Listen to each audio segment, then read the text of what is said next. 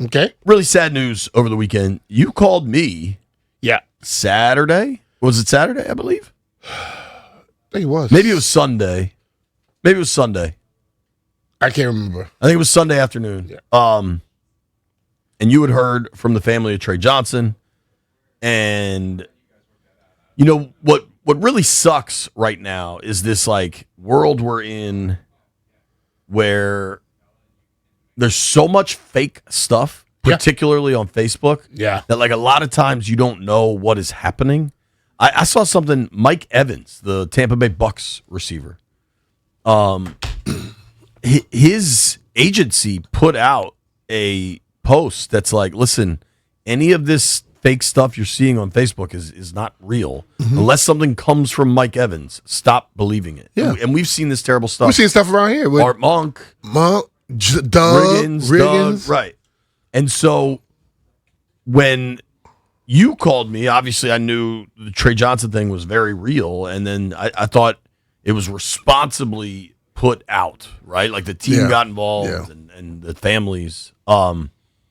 You played with Tre. I don't know if you saw this last night. We kind of did a tribute to Tre Johnson on Channel 4, and we had 3 highlights.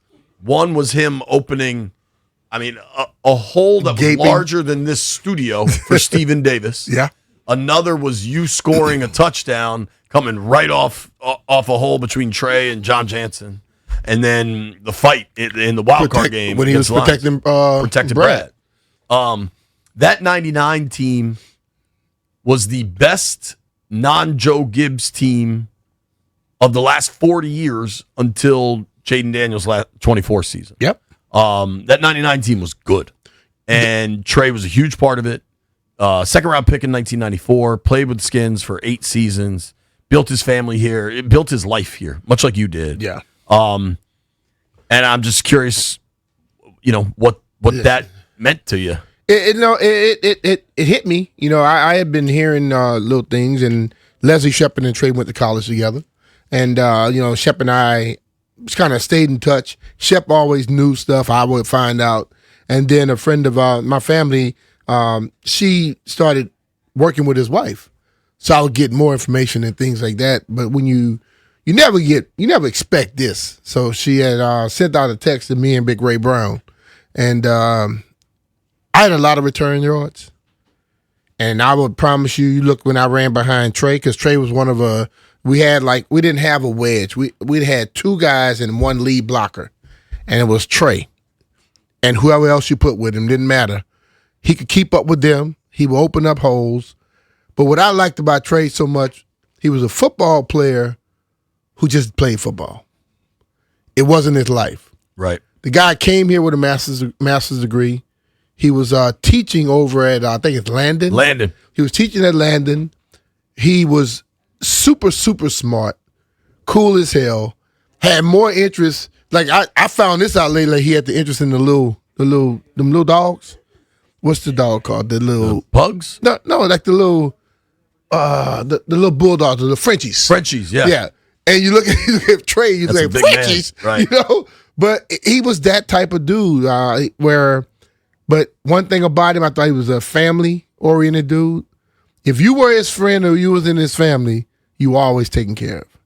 And it was kind of strange with me, like Friday night, I had talked with his cousin, who I had met through Tre a long time ago.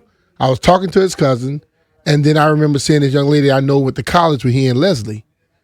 And then I get that information the next, 2 days later, and it just threw me. I'm like, damn, because I was just, people like when you just talk about somebody, because the exact word was, when I talk with his cousin, I have to reach out to him. And I think what we got to learn, I'm hitting the age now, where I'm seeing people, boom, gone. Let's stop saying what we need to do and just damn do it. Don't say I need to reach out. Let's just start reaching out. Be done with it. For me, I think that's really well said. For me, what was so different is, I don't know if this is a religious thing or a cultural thing or what, but you often hear that death comes in 3s. You know what I mean? Yeah. And so to have Sonny, then Barry Wilburn, then Tre, you feel like, oh my gosh, that that saying or prophecy or whatever happened again, right? Mm-hmm. But with Sonny, I obviously never saw Sonny play. You never saw Sonny play. Mm-hmm. But we experienced Sonny as a broadcaster, part of this team. Larger than life type person. Larger than life, absolutely. I don't really remember watching Wilburn play, but I remember his importance, and I a little bit. I don't want to say never, but like a little bit. And then I actually got to hang out with him one night, which was a fun, wild night. And so I had like a... But Trey to pass is the first dude...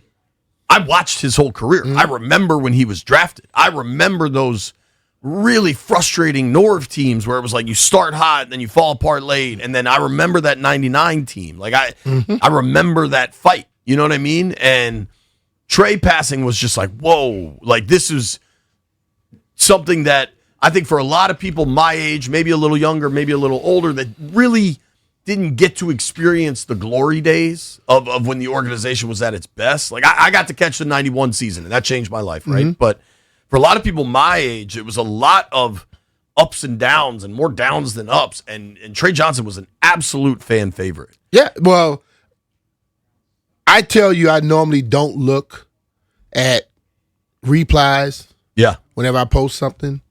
But I posted something, and then I posted what I felt. Then I posted something his wife had put out, and I went back and I looked at those replies. Out of, I would say, well over 1,300 replies, one was idiotic. Some dumbass Dallas Cowboy fan put something up when they don't know when to not be stupid. But everything else that you will see. When you say fan favorite, yes. Took his time with people, was courteous, with people. Yeah. And people, there were a lot of people who knew of his mindset too. Wasn't just a football player. Totally. It was far more than that. So it made me smile to see how many people that he touched and impacted. Well, to that point, David Duber, friend of the program, good buddy of ours, Duber texted me, and a number of these guys a number of Landon guys I know reached out about, Tre Johnson was their history teacher. Wow. And the Landon School put out a post. And so I'm just going to read Duber's text. He said, "This is devastating. If you hear of any funeral info, let me know. Taught and coached me at Landon. Legend." Wow. And I don't know. I don't know how the coaching stuff went, because somebody was telling me that at least while they were at Landon, Trey didn't want to coach football. He just thought, I'm going to be a teacher. Like, I'm going to do something different here. But undoubtedly just a sad story, Totally. down in Virginia for one of his children's lacrosse games. Somebody was telling me that he got all of his kids into lacrosse, which if you grow up in this area, is a great area to do it. Totally. Just one of those things that's like, damn, where does the time go? How do these things just keep stacking up? Yeah. And I knew that's what you called him, Big Banger? Big Banger. That's me and Shep called him, man, like Banger. We knew when he was on that football field, bro. Don't get in the way. Yeah, for sure.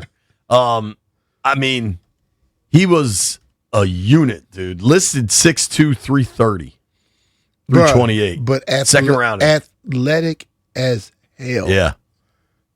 Well, and shout out to Chris Kerwin. He dug up the video of the package of that Lions Skins wildcard game. And so how did the Lions dude that just took Brad Johnson to the ground, did he get ejected? Because he should have. I can't remember that one. In modern football, that dude would be banned for a year for going after a quarterback back then, like that. You were able to go after quarterbacks. But see, that's the thing about it. Players, offensive linemen were the police.